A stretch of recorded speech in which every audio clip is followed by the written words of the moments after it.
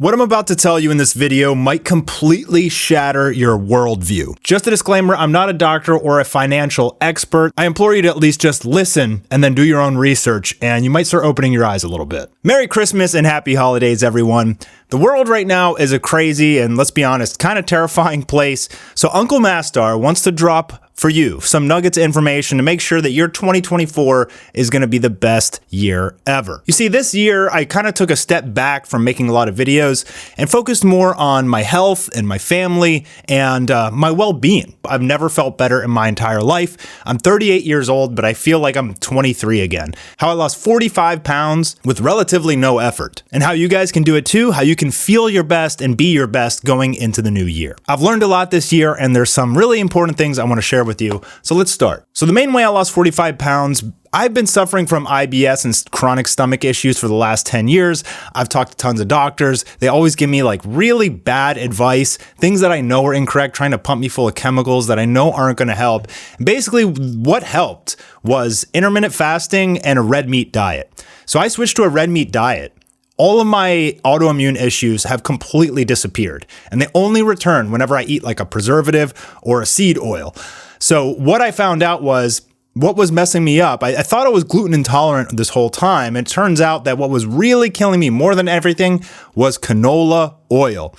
You guys have to learn about how bad these seed oils are for you. And the problem is that they sneak it into all of our food. So they shouldn't even call it vegetable oil or canola oil, just call it chemical oil. What they do in order to process this cheap oil that they sneak into everything as a filler is they use chemical solvents to separate the oil from the seeds and then bleach the oil because it tastes so bad so that you're able to put it in your mouth and consume it. They're sneaking chemicals into all of our food. This canola oil, which they fry everything in, it's even in our breads, it's in everything. I mean, if you go in your pantry and look at the ingredients of your food, canola oil, sunflower oil, safflower oil, vegetable palm oil, grapeseed, soybean oils like ranch dressing, it's in everything. And this stuff literally melts your intestines. Basically, any oil that is not olive, coconut, or avocado oils. Those are the three oils that are good for you. Animal fats like butter and ghee are also great for you. Turns out we've been lied to a lot about food, and we've been lied to a lot about everything. In fact, most of our food, at least like packaged foods, are poisoned.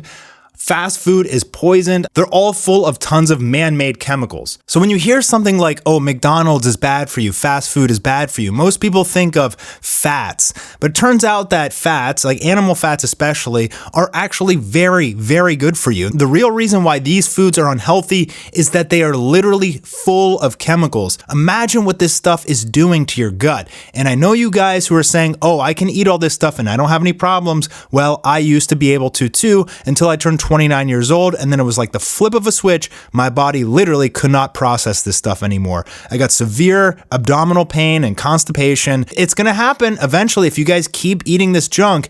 It will fundamentally change your entire body. It will ruin your endocrine system. Although you may think I'm crazy, I'm telling you guys, if you want to be ignorant and have problems later on, fine, but almost all health issues that people currently have today are linked to food. We need to eat food as our medicine instead of eating medicine as food. You'd be surprised how much food, quote unquote food, that we eat that isn't even food. Basically, just about anything packaged and processed, if you look at the ingredients, does not even really contain food in it. In fact, most of it is a clump of chemicals crushed together with sugar on top. That's most of your cereals, your candies, and most of your packaged foods. That includes corn because it's sprayed with all sorts of chemicals. US corn is really, really bad and really toxic for you. Not only does corn spike your insulin levels, it's like a very sugary carb, but the way that they manufacture it here in the US is horrible. The same with bread.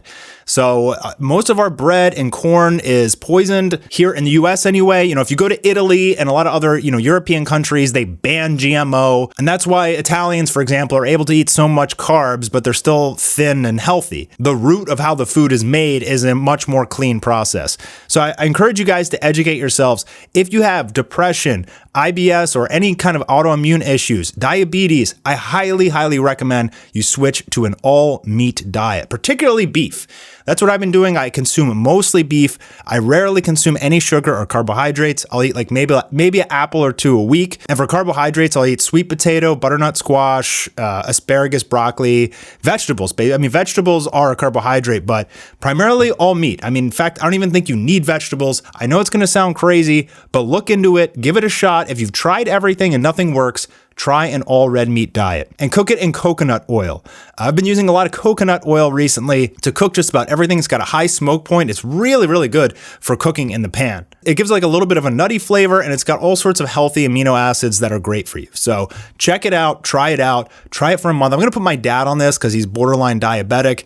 I'm going to make him like a whole bunch of hamburgers and just be like, eat them without bread, just eat the burgers. And also bone broth is something that I've been drinking. It's full of collagen and gelatin, which is great for your insides, your skin, and more. Fats are not the enemy. Sugar really is the enemy. In fact, there are studies that are showing that cancer thrives and grows off sugar, and that through simply fasting and eating a carnivorous diet, you can literally beat cancer. There's evidence. I mean, I was at the point after 10 years of suffering, like horrible suffering, chronic suffering, where I just couldn't even get out of bed for days.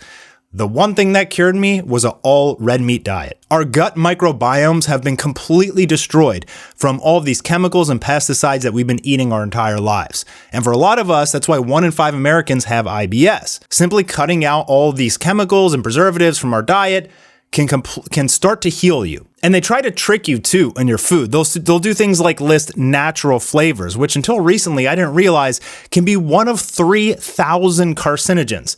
So if you see stuff like natural flavors, that ain't natural, but they're allowed to get away with it. Some of this stuff is malicious. I think others may perhaps started with good intentions. Why would they create all these GMO and these preservatives and these kind of fake foods and that we're all consuming? Well, initially, I think it was really just to help feed the entire nation. But we've come to a point now where we understand so much about food science that in order to live the healthiest life we can possibly live, we should be eating all really organic foods. So my fridge is stocked with organic grass-fed red meat, especially ground beef. I eat a lot of hamburgers and I make red lentil spaghetti. And basically this year, I've been trying to continue on this path of removing all chemicals from my diet, from my body in general. I've started to kind of wake up and realize how much this stuff was weighing me down, making me tired, exhausted all the time, slow and weak in the gym and depressed. And as soon as I started removing all these chemicals from my diet and other sources, my life has just gotten exponentially better. For example, fluoride, which is in our tap water and our toothpaste, tons of research and studies have shown that fluoride passes through the blood-brain barrier. It gets into your brain. It calcifies your pineal gland. This prevents you from gaining the ability to critically think and problem solve and understand when maybe you're being lied to. So I just switched to fluoride-free toothpaste. To be honest, I haven't noticed that much of a difference since making the switch, but I will tell you this, when I was a kid and they were just stuffing my mouth full of fluoride every year at the dentist, basically drowning my brain in this chemical, I was a very dumb kid. I was borderline, there was something wrong with me. I couldn't learn, I couldn't pay attention, and I wish I never took that fluoride. I encourage you to look into it. Things will start to make a lot more sense when you start doing your own research and you stop listening to what the government tells us. That whole food pyramid thing they showed us growing up, complete and utter BS, paid for by the special interest groups and lobbyists that own the food companies, okay? So the truth is, as much as it may seem extremely weird to only eat red meat, it turns out that this is how our body has always thrived in nature. And when you start changing yourself to living a more nature-oriented lifestyle, you'll notice dramatic changes in your mood, your sleep, your energy, and more. Learn how to invest. Particularly, don't let your money just rot away in a savings account. If you're one of the fortunate Americans that is not living paycheck to paycheck and you do have some savings in the bank, don't leave it in the bank. In fact, put as much money as you possibly can into a money market fund. You will get a free 5% on your money every single year, which means that, let's say, for example, you had $5 million in your money market account, you would be getting a free $250,000 a year, which basically means if you can get to $5 million in your money market account, you can retire for the rest of your life and live off the interest. That's the goal, right? Now, obviously $5 million, that's impossible for most people to make that much. But for one, you got to start somewhere. And two, more importantly, something called compound interest. Now, if you take a look at Warren Buffett, who is one of the richest men alive, and he is seen as one of the best investors in the entire world, he currently has 80% of his money in a money market account. So investments right now are risky, Bitcoin and stocks and housing. It may all be a bubble that's about to pop in 2024. A lot of people think a recession's coming, but the money market account is very safe and you get 5% accrued interest every year. So it's a way for your money to hit that growth, that exponential growth curve, and eventually stop working one day. Max out your 401k, put money in a Roth IRA if you can every year, and anything that's left over, put it in a money market account. If you can afford that, if you can do it, and start young. Start learning young. I mean, even if you guys are teenagers and you're watching this video, probably one of the single most important skills that you could teach yourself is how can I start investing today? Because if I could tell this to my 20-year-old self when I first got into, the work environment, I would have pinched every single penny I could have and started saving it and putting it in investment accounts that grow over time instead of spending it on stupid stuff. And the next thing I want to talk about is family and the importance of family. Now, let me be the first to say, I struggled tremendously when I had a child. A lot of people, they're prepared for it. A child is a complete change in your life. It's where you basically you're not living your own life for yourself anymore. You basically give up your life in order to provide a happy and stable future for your child. It means full self-sacrifice. And that's a very, very hard concept for a lot of people to understand who especially are entitled or they've been given things their whole life or they've never been able to overcome a tremendous challenge. And having a child is a tremendous challenge. But I will tell you this, my daughter's 5 years old now. There's something about staring into your child's eyes is otherworldly. I think it's the closest you'll ever get to God, or at least to seeing God, is looking into your child's eyes. I can't really imagine now a life without having that. Also, terrifyingly, we're suffering from population collapse, and we need more kids. Cherish your family, spend more time with them, try harder to make them happy, give more, and the universe will give you more. Now, something I don't really talk about too much is alcohol. I've probably drank more at 38 years old than most of you will in your entire life. I've been in trouble for drinking before, but recently I was able to break that habit, finally. And the way I was able to do that was by reprogramming my brain to understand that alcohol is a poison and it's not actually fun.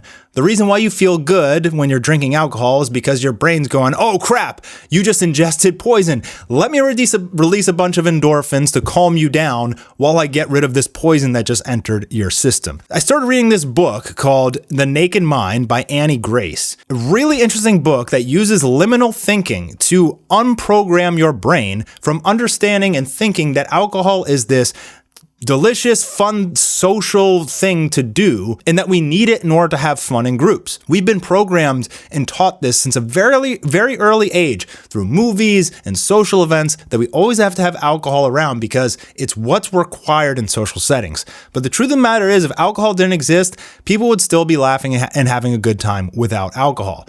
And as you read this book, it was crazy. I always wanted wine, almost every night. I just love red wine. I love to drink red wine and work late at night. And it was too much. It was way out of control. I was drinking way too much. Now, I was never a full-blown addict, chugging handles of vodka in the shower or anything like that. But I definitely drank way too much every week. In fact, I should probably be dead if we're honest. This book really helped unprogram my brain, and something else interesting happened. It unprogrammed some other parts of my brain. It started making me question and think about all the things we've been programmed for since we were kids. And as I've been doing this deep dive this year, going down these rabbit holes, learning more about nutrition and government and where this all goes, basically we've been lied to pretty much our entire lives about just about everything. If you're working a job that you hate just to get by, you know something is not right. You know you're meant for more. And that's because you're not chasing your dream and your passion. Now, don't just straight up quit your job and chase it. Try to work on it on the side. Sacrifice an hour or two of sleep a night to work on your side hustle and your side passion and see if you can turn it into a full-time job. That's what I did. It turned out to be the best thing I was able to do in my entire life. Just make sure that you're following your own dream and not someone else's. If you ask any kid these days, their dream is to become a YouTuber. But is it though?